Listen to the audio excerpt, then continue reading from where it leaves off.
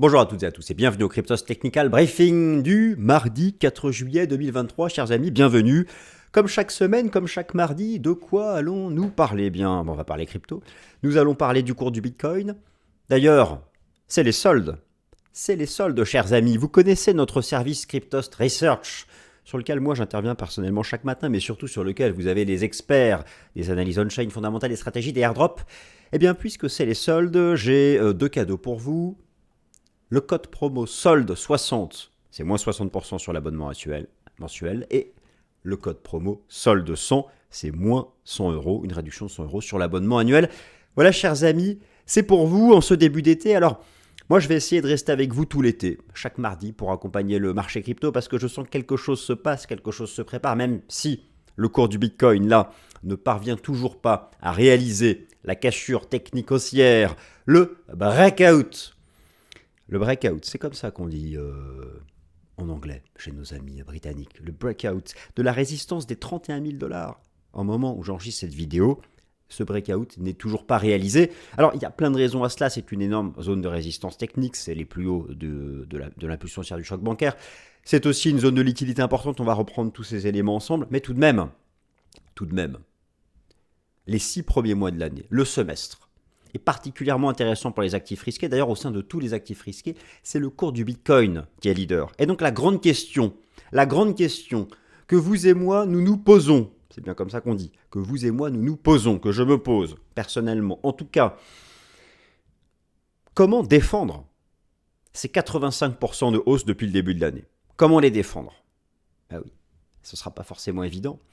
J'ai envie de dire déjà que le fait de voir Bitcoin leader au sein de toutes les classes d'actifs, dans le contexte fondamental que nous connaissons, franchement, c'était pas gagné. D'ailleurs, au niveau des fondamentaux, vous savez maintenant que ce fameux pivot de la Fed, cet événement que toute la haute finance attend pour espérer que le bull market des actifs risqués se poursuive, parce que oui, le cours de Bitcoin a progressé avec le marché action, notamment le marché action américain, notamment le secteur de la tech, notamment les larges et les méga caps.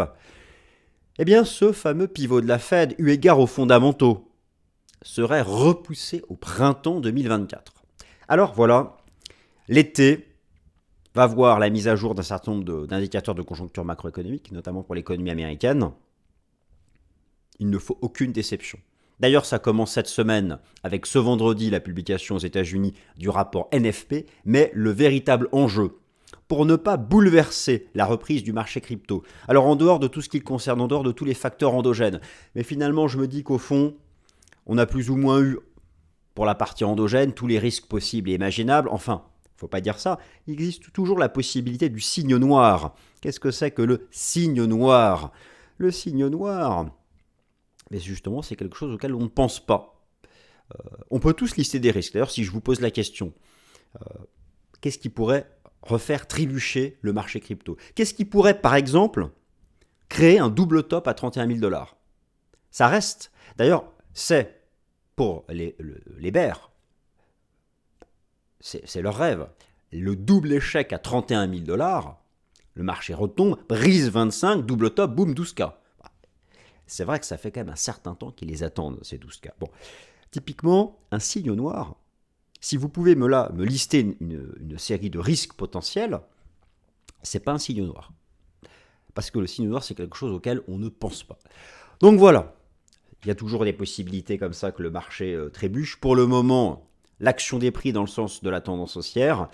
Maintenant, la nouvelle clôture technique mensuelle est intéressante. C'est vrai qu'elle porte en elle quelque chose d'intéressant. Après, je pense que le marché manque encore d'énergie pour vraiment accélérer. Et si la hausse devait se poursuivre, je la vois se faire encore par étapes, alternant les phases d'impulsion et les phases de transition latérale. Chers amis, trêve de blabla, puisque de toute façon je ne sais pas quoi dire de plus. On attaque, c'est parti.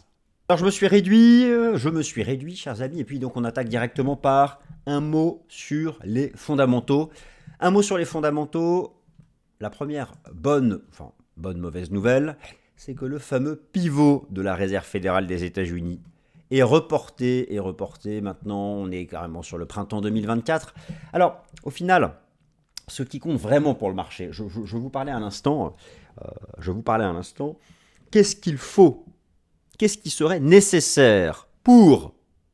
Pourquoi d'ailleurs? Qu'est-ce que je voulais dire? Non, je plaisante bien sûr. Qu'est-ce qui serait nécessaire pour éviter que soit brutalement effacée la hausse de 85% depuis le début de l'année? Le marché attend quoi? Le marché attend d'avoir la confirmation définitive et selon les propres mots des banquiers centraux qu'ils n'iront pas plus loin dans leur politique monétaire au quiche. En gros, ce n'est pas le pivot de la Fed que vous devez attendre cet été. C'est une indication claire de la Fed, un peu moins important la BCE, de la Fed, qu'elle a atteint son taux terminal. En gros, 5,50, mais pas au-delà. Car si elle devait aller au-delà, l'impact serait-elle sur les taux d'intérêt du marché? L'impact serait-elle sur le dollar américain? Que je ne vois pas comment, dans un tel contexte, Bitcoin pourrait poursuivre sa hausse relativement bien construite sur le plan technique, d'ailleurs, depuis le début de l'année. Alors, bon, donc voilà, alors, au moment où je vous parle, la probabilité de voir la Fed remonter ses taux fin juillet une dernière fois, c'est 90%, et ensuite, elle ne devrait plus bouger. Alors, il y a quand même 30% qu'elle est à 5,75. Et en soi, ça, c'est quelque chose de minimum légal à obtenir pour éviter que Bitcoin retombe salement. Alors, qu'est-ce qui va dans le sens de ce scénario d'un taux terminal bientôt atteint? Tout d'abord, la probabilité de récession de l'économie américaine qui reste importante. La mise à jour en début de semaine de l'indice PMI manufacturier aux États-Unis selon l'ISM qui continue de s'enfoncer sous 50. Vous savez, c'est très respecté ça, le Purchasing Manager Index par la haute finance. Et d'ailleurs, toutes les récessions du passé, tout du moins celles du 21e siècle, la crise de la bulle Internet, la crise financière, la crise sanitaire, la crise quelque chose, pourquoi pas de la restriction monétaire, voilà, j'ai pu trouver une rime, eh bien, ça en prend le chemin. Mais effectivement, le juge de paix ultime pour savoir si l'économie américaine est en récession, c'est le taux de chômage. Et ce vendredi, c'est la mise à jour du taux de chômage aux États-Unis, vous voyez, qui stabilise, voilà, etc. Bon, tout ça, ça ne sera pas bon pour le marché action, car ça viendrait diminuer les perspectives de bénéfices. Mais au fond, cela viendrait confirmer que la Fed n'ira pas plus loin dans sa politique monétaire au quiche. Et pourtant, c'est pas gagné. Alors pourquoi est-ce qu'elle ne va pas pivoter tout de suite? Je vous fais un récapitulatif ici, puis après on arrête avec les fondamentaux, parce que je sens déjà que ça vous ennuie, voire peut-être que ça vous saoule, mais voilà, je ne serai pas plus vulgaire que ça. L'inflation nominale continue de reculer, l'inflation sous-jacente, non. La nominale, elle est en bleu et en vert. La sous-jacente est en violet et en marron. En tout cas, voilà, l'inflation, même si elle recule, elle n'est absolument pas vaincue. Alors, pas de pivot de la Fed avant le printemps 2024. Revenons aux considérations techniques. Dans un tel cadre fondamental, moi, je suis quand même plutôt agréablement surpris que le marché ait pu nous proposer une nouvelle clôture technique mensuelle favorable. Alors, celle-ci, je crois, la semaine dernière, vous avoir dit que je la mettais sous très haute surveillance, en particulier du point de vue des indicateurs de momentum. Et écoutez, c'est plutôt pas mal. Alors, vous avez ici sous les yeux la représentation graphique du Bitcoin All-Time History Index en bougie japonaise mensuelle avec une petite échelle logarithmique, parce qu'en échelle arithmétique, c'est pas beau, et surtout, sur un tel horizon de temps, elle n'a aucun sens, l'échelle arithmétique. Elle peut avoir un sens en daily, voire en weekly, où il faut alterner entre les deux. Donc, en log, l'indicateur de MACD, la LMACD, croisement de sa ligne de signal. Donc l'histogramme repasse au-dessus de 0, puisque l'histogramme, c'est l'écartement entre la ligne de MACD et sa ligne de signal. Ça, je ne vous apprends rien. Ce qui nous mettrait définitivement à l'abri d'un scénario de double top à 31 000 $, et qui derrière engagerait quelque chose d'assez bas. Ce serait de voir la ligne de MACD repasser 0. Alors, ce fut le cas ici, en décembre 2015. Mais ça en prend le chemin, c'est pas mal. Ce qui est, je trouve, plus engageant, c'est ce que nous a proposé la nouvelle clôture technique mensuelle de l'indicateur technique RSI, qui ressemble beaucoup à ce que le marché a proposé ici fin 2015. Et d'ailleurs, ça avait pris du temps à l'époque en 2015. On avait eu un retournement vraiment par étapes, dans un contexte fondamental, alors, qui n'était pas celui des taux zéro de la crise sanitaire, qui n'est pas non plus comparable à ce qu'on a maintenant, mais qui, je pense quand même, on est plus proche que les taux zéro, voire négatifs de cette époque qu'on ne reverra jamais. Enfin, il ne faut jamais dire jamais. Enfin, en tout cas, j'aurai sûrement plus de 50 ans.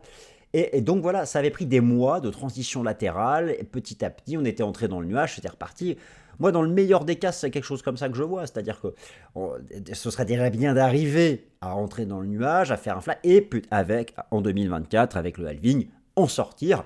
Donc voilà, c'est quelque chose en fait qui nous emmène entre 33 et 36 000. D'ailleurs, c'est des zones chartistes qu'on retrouve un peu partout, un peu partout. En tout cas, donc, c'est un semestre on fire pour le marché crypto. Donc là, vous avez le bilan semestriel de toutes les classes d'actifs depuis donc, le début de l'année, puisque c'est un bilan semestriel. Bon, les indices boursiers sont dans le vert, le pétrole est en baisse, le dollar est en baisse, les obligations sont stabilisées, le cours du Bitcoin est leader. Alors, il est leader, c'est parce que j'ai fait cette sélection d'actifs, on aurait pu trouver mieux que lui, mais quand même. Alors, c'est pas étonnant dans le sens où même au sein du marché action, la tech fait 2 fois mieux que le marché action classique. Et alors, tout le monde s'interroge de savoir si là, on fait le breakout ou pas. On peut regarder les bougies japonaises, on peut regarder les cours de clôture. Vous savez, en analyse technique, il faut jongler entre tout. L'échelle arithmétique, l'échelle logarithmique, les cours de clôture, les bougies japonaises, un peu partout. Faire ça rapidement. Il faut délimiter des zones. Bon. Le cours de clôture, c'était 30 500 $. Il semble qu'on les breakait à la hausse. La mèche haute, la résistance, c'est 31 000 $.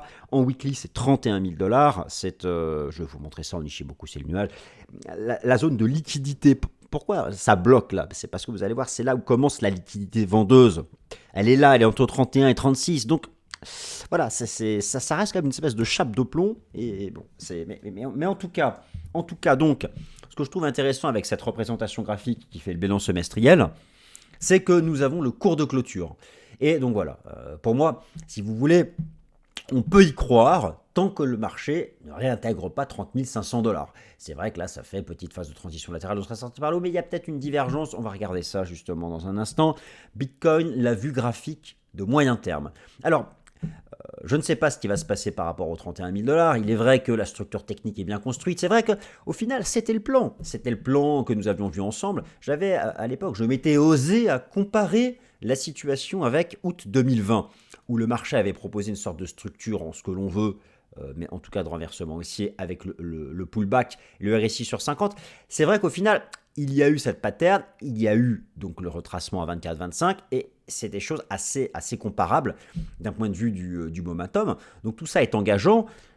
De la même façon, le nouvel alignement des moyennes mobiles, leur orientation haussière, font que il semble que la cible technique naturelle soit comprise entre 33 000 et 36 000 $. Pourquoi 33 000 et 36 000 $? Parce que c'était la première jambe de baisse du bear market, la jambe numéro 1, celle qui, si elle était dépassée pour moi, définitivement, je vous l'ai toujours dit, moi, de toute façon, j'estime que quel est le niveau à dépasser pour définitivement,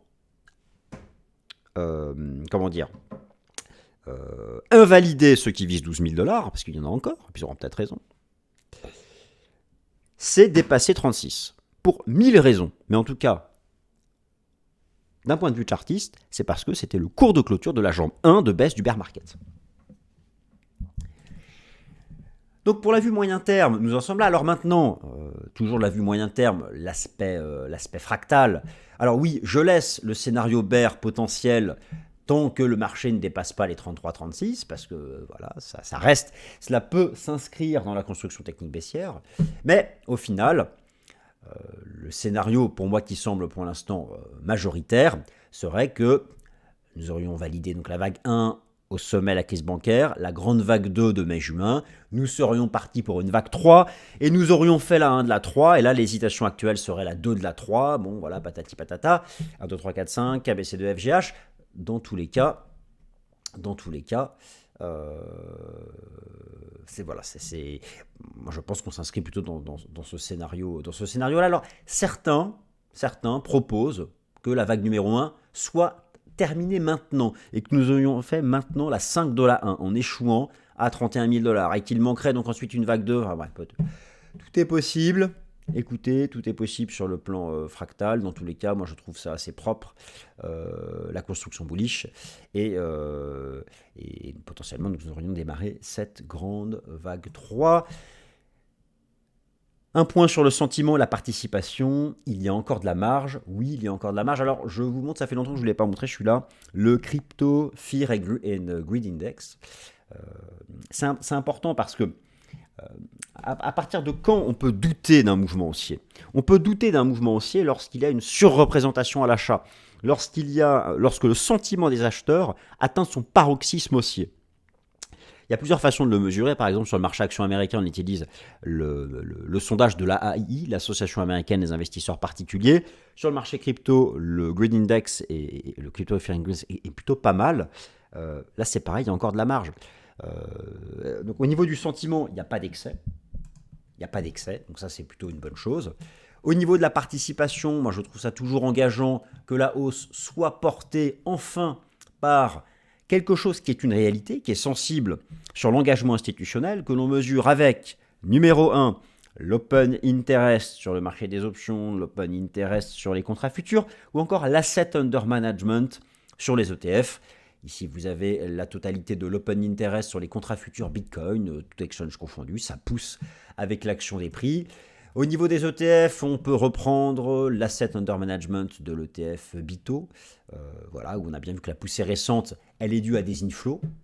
Donc ça, c'est intéressant. Maintenant, pour casser justement les 31 000 $, il va falloir davantage d'inflows. Là, pour l'instant, il n'y en a pas eu depuis le 26 juin. Mais voilà, ce qui nous a ramené au contact des 31 000 $, ce sont bien des inflows sur ce qui est le premier ETF Bitcoin au monde. Hein. Il y a 1 milliard, je crois, dessus. En tout cas, dans les ETF classés, ça fait partie des ETF currency. Hein. On les classe dans les ETF marché d'échange. Donc voilà, ça c'est plutôt intéressant. Alors maintenant, l'enjeu... Ah oui, alors n'oubliez pas la corrélation inversée avec le dollar américain. Ça reste important. C'est plutôt une bonne chose de voir, alors c'est un peu triste à dire, mais c'est plutôt une bonne chose de voir des mauvais chiffres pour l'économie américaine. Dans un premier temps, c'est lu comme... Alors, ça n'agit pas sur les indices boursiers, mais ça continue de produire un effet correctif sur le dollar américain. Voilà, je n'ai pas de nouveauté à vous dire sur le dollar américain, qui est toujours dans cette espèce de pattern qui pourrait être une pattern latérale avant de reprendre la phase de baisse qui avait eu lieu en seconde partie d'année 2022. Là, on est au milieu du range. De toute façon, tant que le dollar américain ne dépasse pas de résistance, il n'est pas un frein à la reprise. Et pour l'instant, donc, il ne dépasse pas de résistance. Alors, les 31 000 $ sont l'enjeu technique immédiat. La résistance des 31 000 $, c'est l'enjeu technique immédiat. Il y a plusieurs raisons à cela. Vous avez ici donc le contrat futur Bitcoin à gauche, les bougies japonaises hebdomadaires, à droite, les bougies japonaises journalières. C'est pas rien. Je vous montre par exemple, regardons les enseignements du système Ichimoku. Les enseignements du système Ichimoku, voilà, c'est la SSB. Donc énorme niveau. C'est le nuage. On est dans le haut du nuage, donc ça ne va pas sauter comme ça. Voilà, on voit très bien ici le rôle de ces 31 000 $ sur le graphique en données hebdomadaires. Maintenant, je vous montre en données journalières. C'est pourquoi. Voilà. Alors, potentiellement, une divergence peut se former en données journalières. Il faut l'éviter. Cette divergence, il faut la neutraliser. La seule façon de la neutraliser, c'est d'accélérer rapidement en direction de la prochaine résistance, ici sur le contrat futur, qui se situe à 32 500 $. Donc c'est chaud. Il y a une tentative ici de breakout. En cours de clôture, OK, 30 500 $. En mèche haute, le marché s'y essaye ici. Mais c'est potentiellement en divergence. Alors, la divergence est un signal d'alerte. Là, ça nous rappelle la force de cette résistance, qui a été plus forte que les résistances qu'on a rencontrées dans le passé, pour un certain nombre de raisons. Mais c'est ce que nous alerte la divergence. Donc là aussi, attention. Je dirais que ce qui invaliderait la tentative de cassure en cours des 31 000 $, ce serait de réintégrer les 30 500, 30 700 $, repasser en dessous de la bougie de lundi 3 juillet, de début de semaine, viendrait valider la divergence et là pourrait nous faire retracer à 28 500, ce qui était encore un scénario possible, avant peut-être derrière de tenter le breakout. En tout cas, c'est une résistance majeure. C'est une résistance majeure. Et la carte, alors c'est ProfChain qui nous propose ça, la carte de la liquidité nous le rappelle à quel point c'est à partir de là, c'est à partir de 31 000 $ qu'on rencontre l'énorme bloc de liquidité à la vente, entre les 31 000 et les 36 000 $. Donc déjà, ça rappelle que cette zone des 36 000 $, elle est majeure, et c'est pour moi, c'est la zone à faire sauter pour vraiment annuler définitivement le scénario d'un retour à 12K, mais voilà, en tout cas, dans l'immédiat, c'est là où on rencontre une première zone de grosse liquidité vendeuse. Donc voilà, ça fait partie c'est l'ensemble des raisons qui expliquent que ça bloque pour le moment. Alors maintenant, les alts. Alors certaines alts ont pris le relais, oui, c'est pas vraiment une saison des alts pour moi, la vraie saison des alts, mais chacun son point de vue sur ce sujet. Pour moi, la vraie saison des alts, c'est quand la dominance du BTC chutera, ce qui ne veut pas dire qu'entre-temps des alts là ne rebondissent pas, certaines rebondissent sur support, certaines surperforment le BTC, ce sont toutes les paires en BTC, token / BTC qui sont revenus sur support. D'ailleurs, ETH BTC est revenu sur support, je vais vous montrer ça dans un instant. Mais overall, la capitalisation boursière totale crypto continue de se reprendre. Alors, ça, c'est une première façon de voir le comportement des alts. Il y a en données journalières quelque chose d'intéressant. À l'image de ce qui s'est produit ici, donc là, vous avez la capitalisation boursière totale en données journalières, à l'image de ce qui s'est produit ici en janvier ou encore mi-mars, le marché tente de s'extraire par le haut du nuage avec une confirmation au cours de la lagging span. C'est tout l'enjeu des prochaines heures. Il faut maintenir ça, il faut confirmer cela. Et derrière, on aura donc la poursuite de la remontée de la capi totale. Et ça va dans le sens... alors, c'est pas forcément dans le sens d'un breakout des 31 000 $, mais en tout cas de certaines alts qui peuvent prendre le relais. D'ailleurs, je pense que la dominance du BTC, elle, est entrée dans une phase de correction à court terme. Alors j'insiste, c'est à court terme. C'est un haut de canal sur la dominance du BTC. La moyenne mobile, ici, à 200 semaines. Et puis voilà, vous aviez en données journalières, on peut faire l'analyse technique sur la dominance. Vous avez une petite divergence baissière, on est sorti par le bas des 70, ça va revenir ici au contact de cette ligne de tendance. Donc le Bitcoin, ce début de semaine, va sous-performer overall le marché des crypto-monnaies, donc ce qui peut expliquer que certaines alts se comportent un peu mieux, mais après on peut le comprendre, ils rencontrent cette énorme résistance des 31 000 $ qui n'est toujours pas franchie. Un mot maintenant sur Ethereum, Binance Coin et AAV. Alors sur Ethereum, je pense que le marché est entré dans une phase de surperformance et de rattrapage. J'avais cette pattern, vous me connaissez, je la suis depuis très longtemps. Moi, je n'ai jamais cru sur ETH BTC à un retour sur ce niveau, à un retour sur la trendline. Parce que j'avais de longue date identifié cette structure ici en biseau descendant. On vient de taper la partie basse, donc ça je trouve ça intéressant. On a tapé la partie basse avec en plus une divergence haussière ici en données journalières. Je pense qu'on va remonter par la partie haute et qu'on va retenter ici un breakout de ce wedge sur ETH BTC. Donc de la surperformance sur ETH BTC, à un moment où en données journalières, le marché aurait été validé une structure en épaule, tête-épaule inversée, voilà, avec le pullback. Donc les 1900 $, c'est le niveau maintenant à ne pas briser, à ne pas réintégrer pour envisager un retour en direction des 2000 $. Pour le Binance Coin, le marché s'accroche difficilement à la moyenne mobile à 200 semaines. Il est toujours collé dessus. Alors, il y a un début de quelque chose. Je relève en données journalières une divergence. Elle est propre, elle est là, très bien. Mais voilà, la divergence, alors c'est bien, c'est un signal d'alerte, ça montre qu'on défend un support. Maintenant, pour la transformer en une action des prix haussiers, il faut dépasser une résistance. La résistance, le marché l'a confirmé hier, 255 $. C'était le point ici d'accélération de début janvier. Donc, le Binance Coin validera définitivement sa tenue du support et un rebond lorsqu'il réalisera une cassure technique haussière des 255 $, ce n'est toujours pas le cas. Et pour AAV, je pense que ça devient de plus en plus intéressant. Le marché est en train de former une base de renversement haussier. Là, pour le coup, lui, il a retracé 80% de tout le bull market. En général, c'est ce que fait dans le pire des cas le BTC sur sa jeune histoire. Donc là, on a une zone de proportion qui concerne en plus le leader. On est dans la zone du volume point of control. Ça, pour moi, je pense qu'il y a une bonne probabilité que ce soit une base de renversement haussier. Certains verraient un triangle de continuation baissière. Moi, j'y vais plutôt potentiellement un triple bottom. Maintenant, pour activer ça, il faut dépasser une résistance. Il faut soit quitter par le haut cette figure chartiste. Il faut, ou sinon pour les Ichimoku, il faut rentrer dans le nuage ou redépasser le 61 000 de retracement. En tout cas, le marché est en train de tester cette zone. C'est une zone de confluence. C'est aussi le 50 du RSI. Si cette zone de résistance saute, oui, le renversement haussier sera fait et le marché remontera en direction des 150. Donc à suivre ici, et là on est en train de tester la zone de résistance.